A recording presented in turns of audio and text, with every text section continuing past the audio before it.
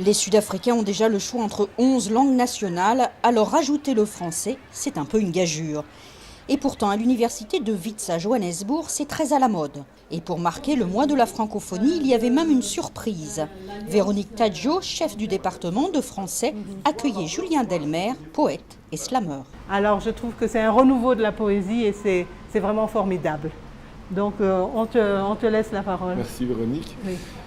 Je t'aime comme un tricard, comme un immatriculé. Je te rêve comme un bagnard, un taulard désarticulé. Je t'aime comme un tricard, comme un immatriculé. Je te rêve comme un bagnard, un taulard désarticulé.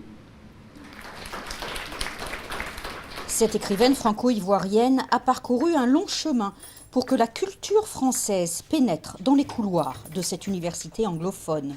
Le département de français, il y a 25 ans, c'était plutôt des demoiselles qui attendaient de rencontrer le mari idéal et donc pour s'occuper faisaient du français et allaient faire un petit tour à Paris ou des choses comme ça.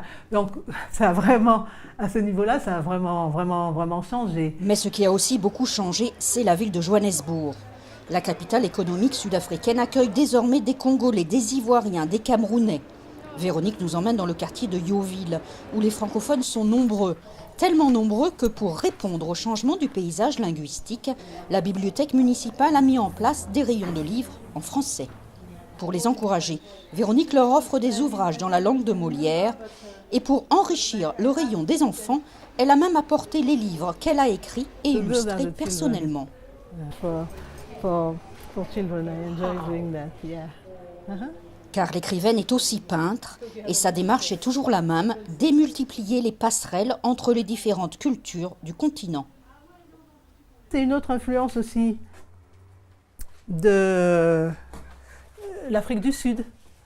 Ouais, j'aime bien cette façon de concevoir, si tu veux, la rencontre entre l'Afrique de l'Ouest et l'Afrique du Sud.